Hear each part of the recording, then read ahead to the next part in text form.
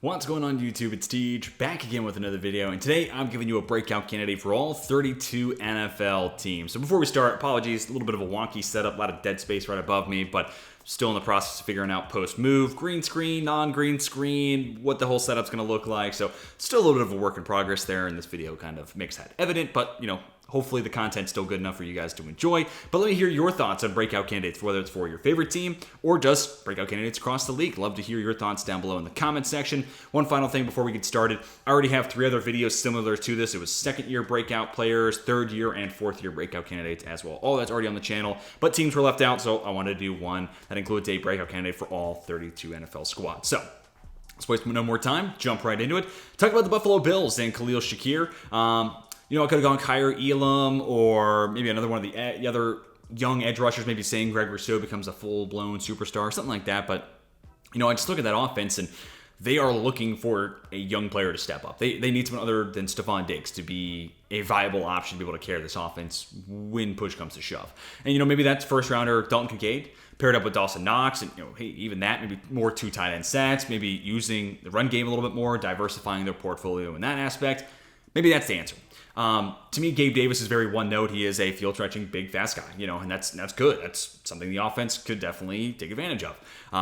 But I just think they need another guy who can win with separation or be an extension of the run game. And I think Shakir, with his yak ability, definitely could be. He could be the bubble screens guy. He could be the jet sweeps guy. Just get the ball out quick. Let him be a weapon with the ball in his hands. But also a really good underneath weapon. Sharp enough route runner, especially in the short underneath stuff. And then they've even used him on crossing routes at times last year, got some chunk plays out of him down the stretch. So he could even be used as another, field stretching option when, you're looking to make a big play. So these guys can win at multiple levels, be a yak weapon, and just be that second fiddle to help take the pressure off the shoulders of Stephon Diggs and open up this offense a little bit more. Then we get to the Dolphins. This is a guy I've already talked about, but I'm basically saying that the end of last year is kind of the jumping off point, and we'll see more of that this upcoming season. He was my number 1 edge rusher in 2021, so I do feel like I have to, or 2020, I feel like I have to preface where I have some draft priors potentially clouding my judgment, but Phillips had a great end of the last year, basically coinciding when the Dolphins got Bradley Chubb, so he had some help on the other side. I also think it helps getting Vic Fangio in as the DC. He's got awesome secondary behind him.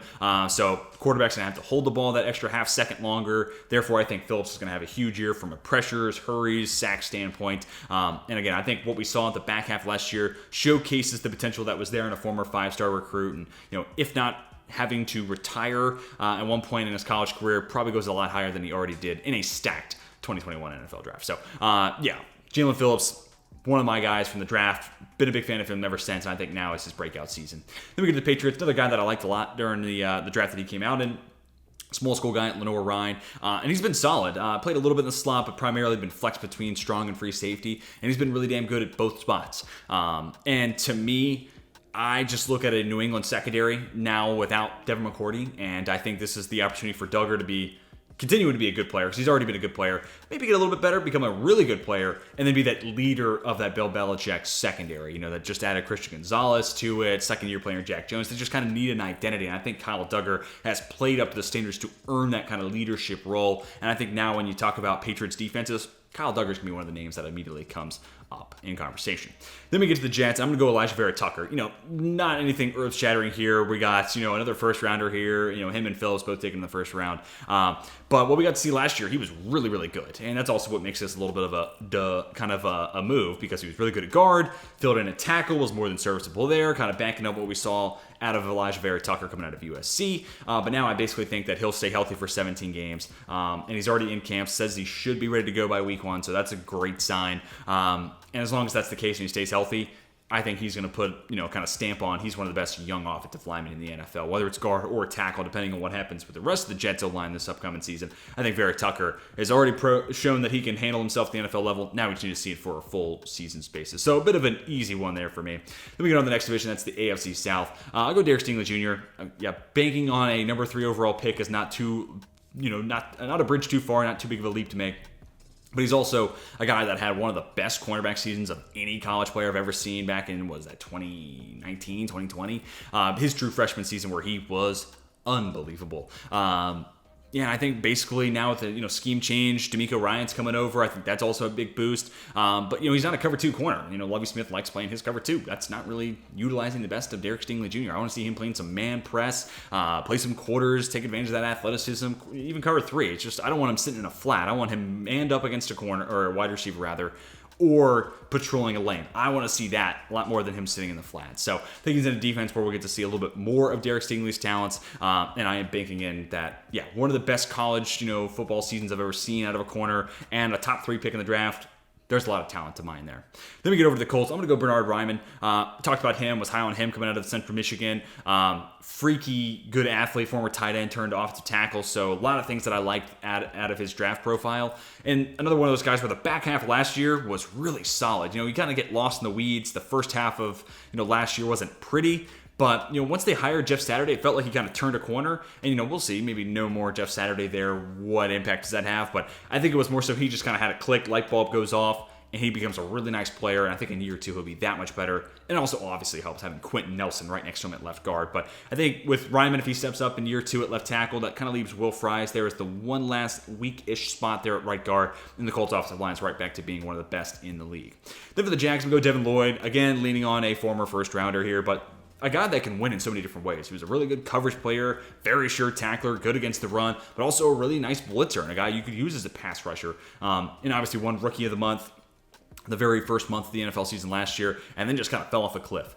I'm going to say this year is kind of we get to see more of that first month on a more consistent basis. He'll figure it out a little bit more. Also helps the Jags DCs, the former linebackers coach in Tampa Bay, so he should have some good coaching and some good tutelage there to take advantage of. You also have Foyesé Oluokun, who's a pretty good off-ball linebacker in his own right, so has a good little mentor-mentee relationship there. But liked him as a prospect, way too talented to be more of what we saw through the last 3 quarters of last year into another season. So I'm betting for a bounce-back year from Devin Lloyd. I also think the situation around him is a really good one.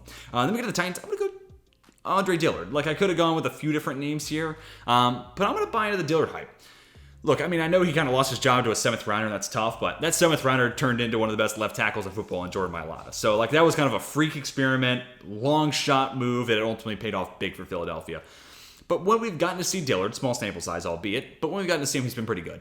And now we've had the chance to put it on display, full-time starter role. And I think he's a good scheme fit for that zone blocking scheme. He is pretty good on the move. So I think he got himself in a good landing spot. He's going to get the starter. He doesn't have to look over his shoulder. He's got Peter Skoronski, another really nice fit for that offensive line at left guard. So kind of the same thing I'll start about with Raimann. It helps having that other guy right next to you that helps out and is a really good player in their own right. So I'm picking on the former first rounder kind of finding himself, discovering his own identity. And also I think it helps too, a team just signed him in free agency. That's he lost his job one place, went to the free agent market, and someone's handing over more than $10 million a year for him to be a starter. That bodes a lot of confidence for the guy. It has to. So I think this is going to be the year where Andre Dillard kind of gets his career back on track. Then we get to the Broncos. Baron Browning, there was a 4-game stretch, mid to early to midway point of last year where I was okay, this Baron Browning guy, former off-ball linebacker at Ohio State, turned edge, and I had said a lot of times during the 2021 draft that that's where I want to see him play anyways. And, he kind of looked like a freak show. He had 10 pressures. I think it was week 6 of last year. Guy went crazy. And then, the back half of last year, he was pretty quiet. And some of that might have coincided with Randy Gregory getting hurt, right? A lot of teams' attention might have shifted from Randy Gregory. He's no longer in the field. Okay, now we got to stop Baron Browning. And that limited his production. Totally could be the case. But I think this year we're going to kind of see him build upon the flashes we saw last year, become much more consistent. Also, it will help, hopefully, having Randy Gregory back for the entire season. But again, loved him coming out of Ohio State is the idea of the super fiery, explosive pass rusher. That really was the best thing he did at Ohio State, was be a pass rusher. And he's really good with his hands. He's really developed as an edge rusher more so than you might think for a guy who's kind of new to the position. So, I think this year is the second, full season going into it as an edge rusher. We're going to see even more out of Baron Browning. Chiefs, George Karlaftis banking on a second-year first-rounder. Nothing crazy here, but I liked him a lot coming out of Purdue. And also, he's got a nice rotation around him. Felix Anudike-Uzomah, this year's Kansas City first-round selection. Also, Charles Omenihu coming over for San Francisco. So, he's got a nice trio. I think that'll keep him fresh, but it'll probably be him and Omenihu getting a lot of the early down work, taking advantage of Karlaftis being a pretty good run defender. But yeah, high motor guy. I think it just took a little bit of time for him to transition and see what NFL competition is all about. And I think now in year 2, he's up for that task. Then we get to the Chargers, and this was probably one of the more off-the-wall ones here. Alohi Gilman, I'm a Notre Dame fan, so I have to put that bias aside too. But with the Chargers, I think we know who they are. Like, we know Justin Herbert's a stud. We know when Mike Williams and Keenan Allen are healthy, that's a great duo. We know Rashawn Slater, when he's healthy, is one of the best left tackles in football. And when Khalil Mack and Joey Bosa are healthy, that's a fantastic edge tandem. And we've seen J.C. Jackson play good football. It really comes down to, like, can those guys stay healthy? But for a breakout candidate, it's like, okay, we already kind of know what the team's strengths are and maybe where their weaknesses are. Alohi Gilman is kind of like the one guy where it's like, oh, he's replacing this year Adderley, so that's a new starter. So he kind of naturally had to be the guy I put on this list, but also going into year 4, so we're kind of seeing him at the end of that rookie contract as he kind of learned the game. It also helps having Derwin James next to him, a guy who can do so many different things. You can always put Gilman in the best spot for him. So I think this is a spot where also I think it helps playing under Brandon Staley, defensive-minded head coach. Plays a lot of too high. I think that's a good scheme for Gilman to be in. I think it's advantageous for him as well. So first-year starter, I think he's going to look pretty good. Now, is he going to be as good as Derwin James? I wouldn't go as far as that, but could he be an upgrade over Nasir Adderley?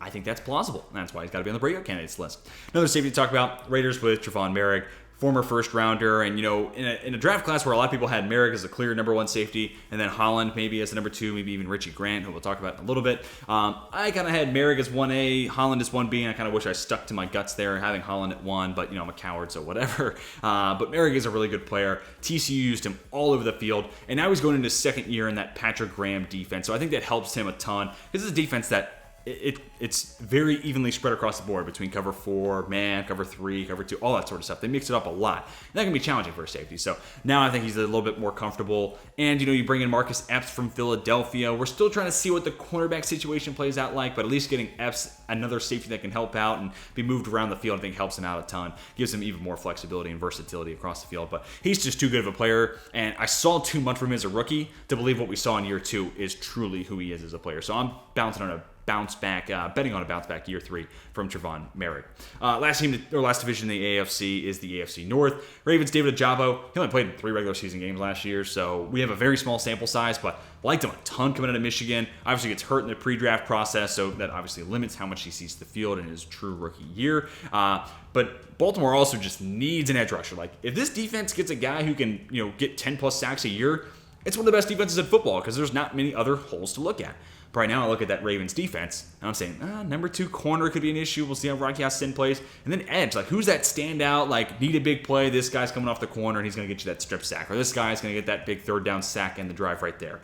They don't have that guy right now. Ojabo, though, liked him a ton as a prospect. Really good pass rusher. Kind of felt like a guy that would need to be a DPR early on. And he's going to a defense where I think that's fine. Like, you could have Odafe Owe and Tyus Bowser be your early down guys and then use Ojabo in those DPR situations and maximize what he does on the field. So I think Ojabo's in for a breakout year. Also could have done Odafe Owe, but I want to go with an even younger guy in Ojabo. Bengals, Dax Hill, this one's self-explanatory, right? Like, they drafted him a year ahead of time with the thought in mind that he would be their Jesse Bates replacement. Freak athlete, one of the best testers from his draft class, and I think he could have even played some corner, so you're also getting a guy with so much skill that it's like, man, think of a position, he's probably okay at it as long as it's in the secondary. So, yeah, I think this is kind of a no-brainer here. Won't drone on too long about this, but obviously he's stepping into a huge role for Cincinnati. Is it going to be easy for him to be as good as Jesse Bates? Will he be as good as Jesse Bates? That's obviously a high bar to hit, and that's going to be tough. But I think if there is a second-year player in the league that could soften that blow enough, Dax Hill is probably the number 1 name that comes to mind. Then we get to the Browns. Elijah Moore, I've talked about him before. It just didn't work with the Jets. Him and Zach Wilson weren't on the same page. The offense, they didn't maximize him. But now I think he's going to Cleveland, who needed a slot wide receiver, so they got him in the right role. I even think he could play some on the outside, but let's just go ahead and figure on him being the slot guy for this team. They don't have like a clear-cut like yak weapon. They have some gadget guys, sure, but like a legit wide receiver who could also be your go-to yak weapon. Now they have that in Elijah Moore, but he also adds even more field-stretching ability. You have Donovan Peoples-Jones for that, but again, it's very vertically based. I think adding Elijah Moore only makes you that much more potent of an offense to threaten over the top. And we kind of saw with Deshaun Watson in Houston, the on-off splits when he had Will Fuller, so I think adding one more guy who can threaten over the top makes that offense just in general that much better. So Elijah Moore was kind of the exact wide receiver I felt like the Browns needed. And I was kind of thinking maybe in the draft and get a Josh Downs or maybe even a Jaden Reed if he was there in round 3 or whatever. But they ultimately just make the trade, move back one round, and get Elijah Moore. Love that move for Cleveland. I think he's in a great spot to finally have a career year. The Steelers, George Pickens. I also have the picture with Kenny Pickett in here. Take your pick. Pickett was definitely better than I thought he would be as a rookie, but he was also perceived as a high floor, low ceiling guy. So should I have been surprised? Maybe not. George Pickens is a guy where it's like, I don't think Kenny Pickett could ever become one of the best players at the quarterback position. Hopefully I'm wrong as a Steelers fan. But Pickens is a guy where it's like, if he made his way into the top 10 wide receiver conversation, I wouldn't be shocked. So I had to go with him as a breakout candidate. If you watched any football last year, this guy is just a highlight reel machine. Every week it felt like he was just doing something to put my jaw on the floor. Now it just comes down to Kenny Pickett and him to iron out that chemistry, make sure that they're on the same page, and that clicks. But also Matt Canada. That's really the main driving force here. What can Matt Canada do to open up this offense, make the game easier for Kenny Pickett, get George Pickens that much more open, or just call more plays to get him the ball? It felt like so many games the back half last year for no reason. Pickens was leaving with 3 targets, 5 targets, 4 targets, whatever. It's like, if you get a number one wide receiver, you need to leverage that advantage, and I hope to see that from Matt Canada this year. Switching over to the NFC, I'm going to go Terrence Steele here for Dallas. I think a lot of Cowboys fans are like, yeah, he's already a great player. What are you talking about? He's already broken out. But I'm kind of cheating a little bit here, and I'm saying now this is the year as long as he's healthy. And I think he becomes kind of a public name where people are like, best right tackles in football or best tackles in football. You start to get to a point where Terrence Steele becomes known as opposed to something that's only discussed by Cowboys fans. Part of that was Lyle Collins, and a lot of Dallas fans were like, hey, move on from Collins. Steele is more than enough.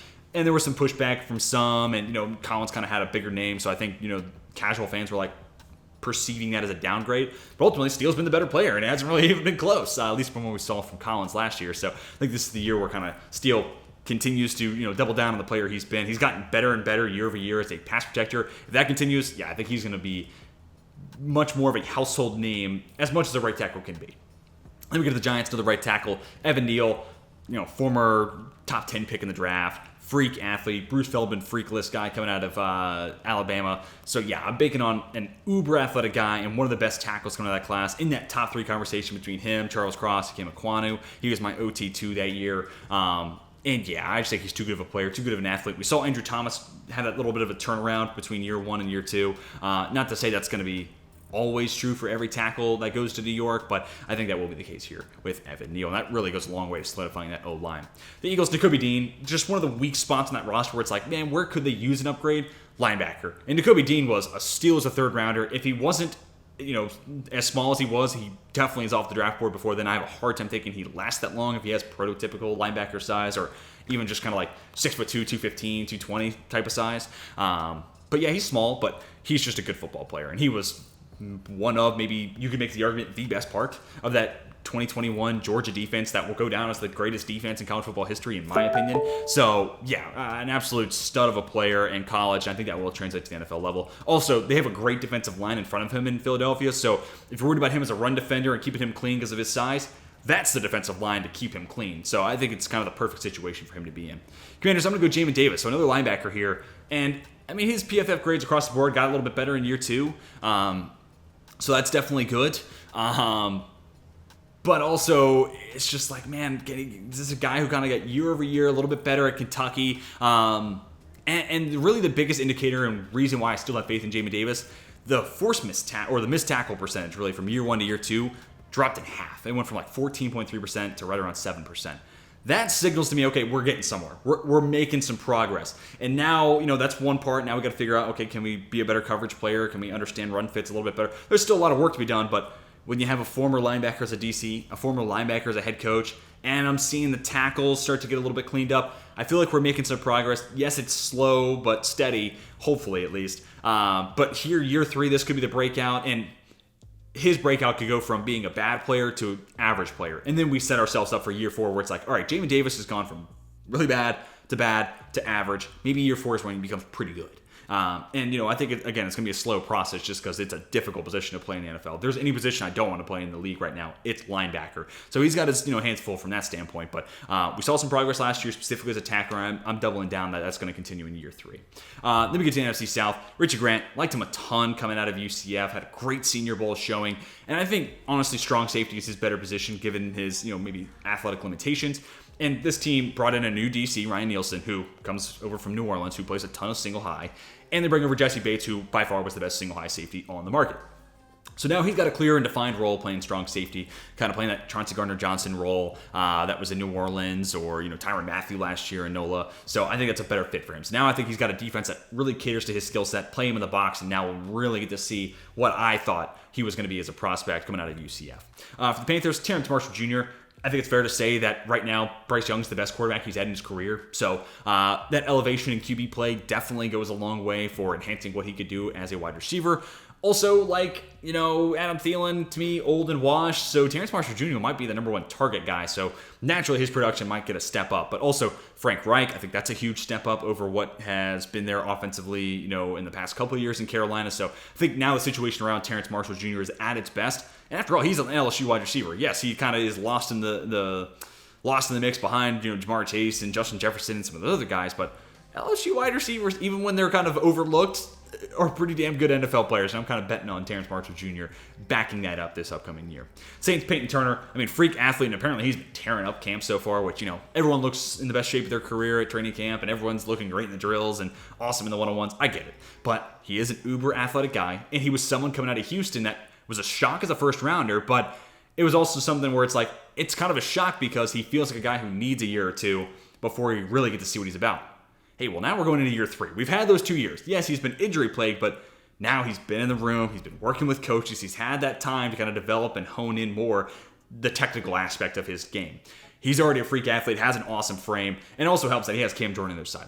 No week will anybody, depending on what Peyton Turner looks like this year, maybe this is wrong, but no team is going to go into at least week 1, week 2, week 3, week 4 and say, Peyton Turner, so we got to slow down, forget about Cam Jordan. No one's saying that. So he's got a little bit of an easier assignment there. He'll get a lot of one-on-ones, and I think we'll see some... I think as long as he's healthy, this is by far and away going to be his best year because he will stay healthy. But even that point aside, just from the quality of play itself, I think this will be the best year of his career. Let me get to the Bucs. Luke Gedeke, player, again, I liked a lot coming out of Central Michigan. Maybe thought he'd be better at guard, but now he's moving to right tackle. Helps having Tristan Wirfs on the other side. But also a guy that, he wasn't great last year, but he only played 2 years of college football, didn't play in 2020 because of COVID, and that was his first year in the league. And I don't think he was as abysmal as some people want to make it out to be. He wasn't great, but he wasn't like a dumpster fire. And I think in year 2, he's just going to be that much better. Now he's got a year in the league under his belt. He is a really good athlete. And also that interior offensive line's looking a lot better. So he's kind of the one last, wait and see component of that Bucs offensive line. I think everything else is either really, really good with Tristan Wirfs or good enough across that interior, plus, Ryan Jensen, who's really, really good in his own right. So I think Luke Gedeke has a good offensive line to kind of buoy him and kind of keep him clean if push comes to shove. And because of that, you can also have running backs chip or stay in block. You can have tight ends do the same thing. You can kind of make his life a little bit easier. I think Luke Gedeke is going to take a huge step forward, which again, he was not good last year. Maybe this year he becomes average, but that's a huge step in the right direction from year 1 to year 2. All right, NFC West time. We talk about the Arizona Cardinals, and Isaiah Simmons immediately has to be discussed. Former top 10 pick. I think now he's got a defense, and specifically a defensive coordinator that's going to fully take advantage of his skill set. I wouldn't be surprised if he's kind of playing that Chauncey Gardner-Johnson role. That being said, the Cardinals did just give a bit of a pay bump to Budda Baker before going to camp, so maybe he's playing that Chauncey Gardner-Johnson role. Nevertheless, the Cardinals have been moving around, trying to find that right spot. Last year, moving him to nickel, felt like they made some progress, and I think that's going to continue this upcoming season, as well as him just naturally getting better as a player for the Cardinals. Then the Rams, Logan Bruss, he only played 2 games last year, and this is kind of one where I'm I didn't see enough to inspire me that he's going to be a stud, but the Rams just need him to be. They need anybody, any upgrade they can get across the offensive line. So they're banking on a guy that they made their first pick in 2022 to step up and be a more than reliable starter. Didn't get to see him because, again, only hurt after playing 2 games last year. Now I'm saying, hey, assuming health, he'll be a pretty good player for the Rams, especially considering all that time when you're hurt, all you can do is work on your hands, work with coaches, try to get the technique stuff down. So now I think in year 2, he's going to be in a good spot to at least be an okay average starter for the Rams, which they'll take any and all average starters they can get because last year was rough. Then we get to the 49ers. Spencer Burford going into his second year in San Francisco. A lot of the same stuff, except for Burford didn't get hurt. That Shanahan scheme keeps offensive linemen clean, but also you tend to see the learning curve. After year 1, after year 2, these guys kind of figure it out. Also got Jake Brendel, who's a pretty solid center, looked pretty good last year at center. Aaron Banks, I'm kind of out on. Never really thought he was a good scheme fit. Burford's not that. I think Burford's a good athletic offensive lineman who is good on the move. So I think he was a good scheme fit. Banks, I'm kind of out on because to me it just didn't feel like a fit. But Burford, I think, is a good fit and only going to get better in year 2. And to me, last year, again, it wasn't all pro level, but it was he's doing what he's being asked yeah, he's being kept clean by that scheme, but I think next year we're just going to kind of see it where it's like, okay, the scheme's not really keeping him clean. He is fully a part of it, and we're just going to see him at least become like an average plus offensive lineman in that offensive scheme. Then we get to the Seahawks, Kobe Bryant, who another player wasn't bad last year by any stretch, but a little overlooked because of Tariq Woolen. And most of his snaps actually came in the slot, so I was wondering whether it's going to be him or Devin Witherspoon playing the nickel. Either way you spin it, I think Kobe Bryant's going to get that much better in year 2. That secondary then, Tariq Woolen coming off an awesome year, top 5 pick in Devin Witherspoon, and improved Kobe Bryant, plus those safeties. I mean, we're talking about one of the best secondaries in football, and maybe, the Legion of Boom 2.0, right? Like, I don't want to get too far ahead of myself, but we could definitely be talking about that at some point this upcoming season in Seattle. But Bryant, yeah, he was a lot better than I think a lot of people would have anticipated for a day 3 pick. Because of that, all the experience he gained last year, and if he stays in the nickel in specific, I think he's going to be a really, really awesome player this upcoming year for Seattle, and basically just continue the growth that we saw and maybe surprised people last year. Last division to talk about is the NFC North. Justin Fields, obvious one. We'll be quick here. I mean, former first-round quarterback. The talent, especially as a runner, is undeniable. But the question marks have been, hey, he doesn't have a whole lot of wide receivers, or is he not making the wide receivers look good? Hey, he's having to run a lot. Is that because he can't process, can't read the field, or is it because the offensive line's bad? Now he's got no excuse. Offensive line, from left tackle all the way through right tackle, is at least average. Plenty of those pieces are above average. And wide receiver, you get a bona fide number 1 wide receiver in DJ Moore, which then makes Darnell Mooney a nice number 2, makes Chase Claypool a good enough 3, also have Velus Jones in the mix, also have Cole Kmet, who just got a contract extension. The situation is not the problem now for Justin Fields. And I believe in the talent, I believe in the player, and I think in year 3, also year 2 that Luke gets the offense, I think he'll have a greater understanding of the playbook, greater understanding of the game, be able to process and read the field a lot quicker. So I think this is going to be the year where we see it all come together for Fields. Lions, Aiden Hutchinson went on a tear towards the end of last season. So kind of like Jalen Phillips, I'm saying the back half of last year is kind of the springboard point for Hutchinson this year. We're going to see just more of that. So number 2 overall pick, not going to surprise anybody by having him on this list. But I also think he could be kind of moving himself in that conversation of one of the best young edge rushers in football, and the title for like team captain, leader of that Lions defense, identifying piece of that Lions defense is up for the grabs. I think Hutchinson could be that. Then we get to the Packers, Devontae Wyatt. I think he could be the next Kenny Clark in a lot of ways. Just an awesome pass rusher coming out of Georgia. A little bit of an older prospect too. I thought he would hit the ground running a little bit more than he did, but he didn't. But ultimately, once he did kind of figure it out, became a really nice player for Green Bay down the stretch last year. So like I said, I'm thinking the back half last year is an indicator for what we're going to see this upcoming season. And for the Vikings, Andrew Booth Jr., didn't get to see a whole lot of him last year. And when we did, it wasn't great. But he is a great scheme fit for that Brian Flores defense, great man press guy, and that Minnesota defense needs any and all people who can step up to do just that. So I think the opportunity is going to be there for Booth, and I think the talent's there. I liked him a lot coming out of Clemson. I think he's in a good scheme for him to fully maximize that potential. But guys, that's going to do it for a breakout candidate for all 32 NFL teams. Leave me your candidates down below in the comments section. Hope you guys enjoyed. Hit that like button if you did, and subscribe if you're new to the channel. Want to see more football content like this. That's going to be it for me. Hope you have a fantastic rest of your day. And until next time, my name is Teach, and I am signing off.